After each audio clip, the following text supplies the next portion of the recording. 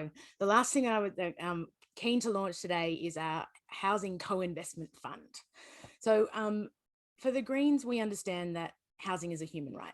Everyone should have access to a home that is safe, secure, and genuinely affordable. And when we talk about the housing and affordability crisis, we know that Sydney is one of the least affordable cities in the world.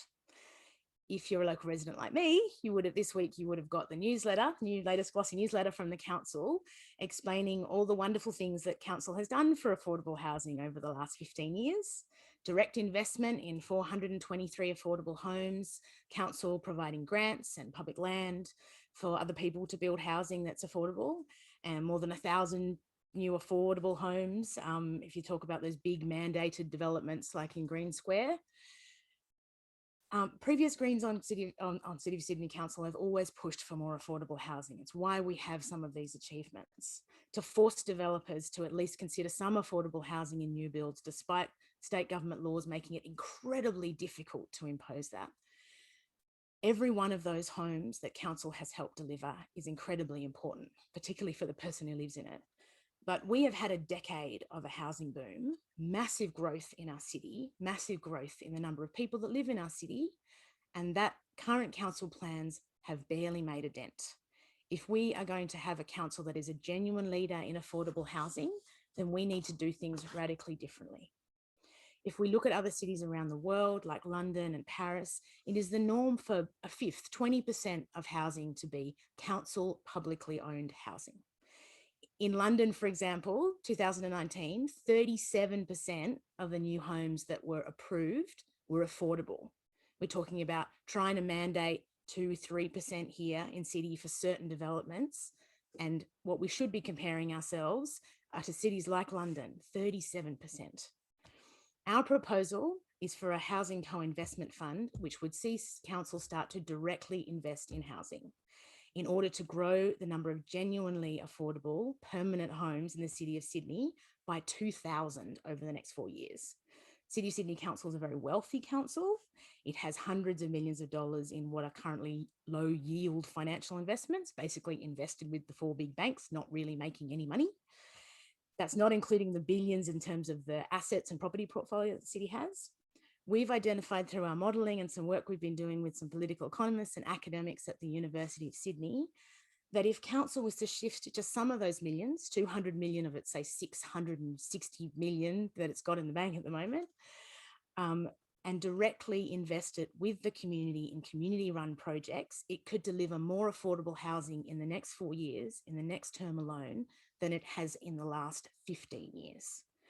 By investing directly in communities, council could also, instead of, say, giving grants, which are hard, which obviously reduce the council's bottom line, investments where the council makes its money back mean that we're actually creating a sustainable fund, which council can then use to invest in even more affordable housing.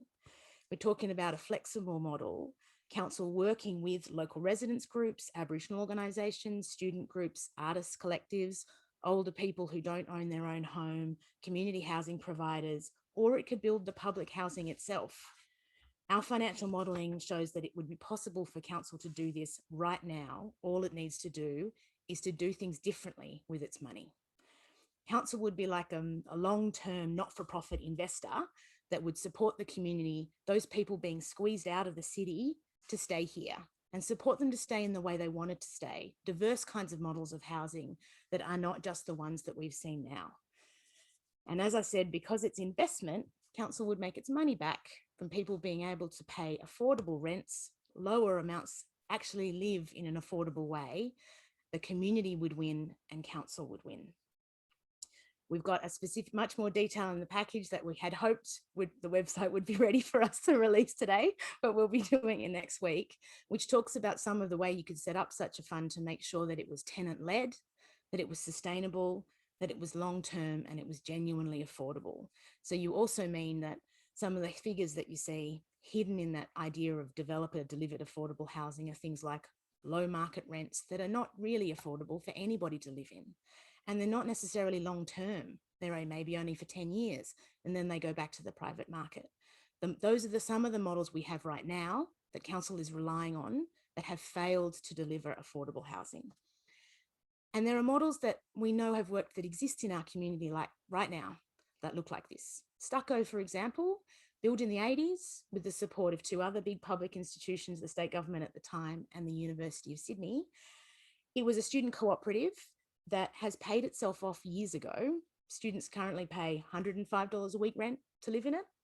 And it's actually making the University of Sydney money. It's making a profit, which should be invested in building more cooperatives.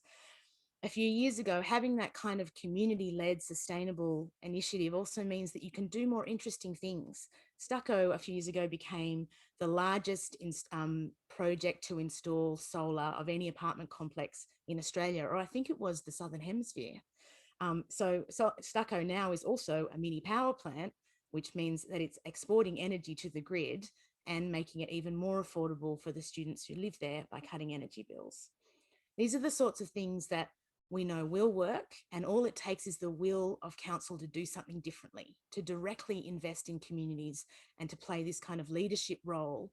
The City of Sydney, as a world leader and as a wealthy council, is in a position to do it.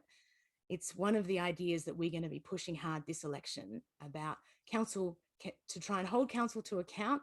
If you acknowledge that the crisis exists, you've got to put your money where your mouth is to make it happen. Council needs to step up, and we will make sure that they do that.